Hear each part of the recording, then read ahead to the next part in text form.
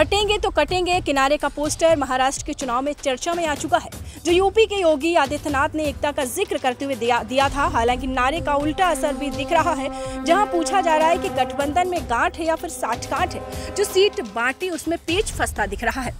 Shivaji Mankhurd seat पर सुरेश पाटिल शिवसेना से उतरे हैं, जो नवाब मलिक को अजित पवार की पार्टी ने टिकट दिया है। बीजेपी ने कहा कि जो अजित पवार के उम्मीदवार का प्रचार नहीं करेगी। सीट पर उमेश येवलकर बीजेपी से उतरे, वो देवेंद्र भुआल एनसीपी से भी मैदान में है। बोरीवली में संजय उपाध्याय बीजेपी से, तो बीजेपी के पूर्व सांसद गोपाल शेट्टी अपने दम पर लड़ रहे हैं। नए गांव में सुहास कांडे शिवसेना से उतरे हैं, तो एनसीपी के समीर भुजबल अब की निर्दलीय उतर गए हैं। मोहम्मद देवी सीट पर एनसीपी को शिवसेना ने टिकट दिया, तो बीजेपी के अतुल शाह निर्दलीय उतरे हैं।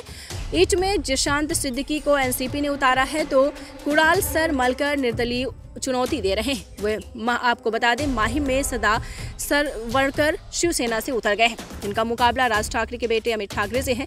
दरअसल बीजेपी अमित के खिलाफ प्रत्याशी नहीं होने के पक्ष में, फिर शिवसेना ने यहाँ अपना प्रत्याशी उतार दिया। दूसरी तरफ इंडिया गठबंधन के एमडीए का हाल भी कुछ ऐसा ही है। महाविकास अघाड़ी में जिन सीटों पर पीछ है, उसमें शिवाजी मानखुर्द सीट सबसे ऊपर है, क्योंकि एनसीपी से अब्बू आजमी उतरे हैं। राजेंद्र वाघमरे शिवसेना यूबीटी के भी उतरे हैं। सीट पर विशाल वरवटे जो शिवसेना यूबीटी से टिकट पाए हैं, उनके खिलाफ कांग्रेस की बागी राजेंद्र मुल्क उतरे हैं। दिग्रज सीट पर पवन जायसवाल शिवसेना यूबीटी से आए, तो मानेकराव ठाकरे कांग्रेस नेता ने चुनौती दी है। परांडा सीट यहां रंजीत पाटिल शिवसेना उद्धव गुट की उतरी है, तो शरद पवार की पार्टी के राहुल मोटे ने पेच फंसा दिया है। इतना ही नहीं, सोलापुर दक्षिण में उद्धव की पार्टी के अमर पाटिल के सामने कांग्रेस के दिलीप माने भी उतरे हैं। वहीं पंढरपुर में भागीरथ भलके कांग्रेस के मैदान में हैं, तो शरद पवार की पार्टी के अनिल सावंत भी सांगोला शिवसेना यूबीटी के दिलीप सालखू के सामने। उन्हीं के गठबंधन से बाबा साहेब देशमुख ने भी ताल ठोक दी है। एनडीए की स्थिति की बात करें तो मेन सीट शिवाजी मानखुर्द, जहां अजित के नवाब मलिक तो शिंदे के सुरेश पाटिल एक साथ चुनावी मैदान में। नवाब मलिक जिन पर दाऊद से जुड़े होने का आरोप है, नवाब मलिक जिन पर ईडी के मुताबिक मनी लॉन्ड्रिंग का आरोप है। नवाब मलिक जो टिकट देने का विरोध बीजेपी करती आ रही है, लेकिन वही नवाब मलिक अजित पवार की पार्टी से शिवाजी नगर मानखुर्द से उतारे जाते हैं और नवाब मलिक के खिलाफ शिवसेना शिंदे गुट अपना उम्मीदवार उतार देता है। तो सवाल उठता है कि एक ऐसा टिकट बनता है जहाँ गठबंधन में एक दूसरे की सुनी नहीं जाती। मायावती और महाविकास गठबंधन के उम्मीदवारों की सही संख्या भी पता नहीं लग पा रही है।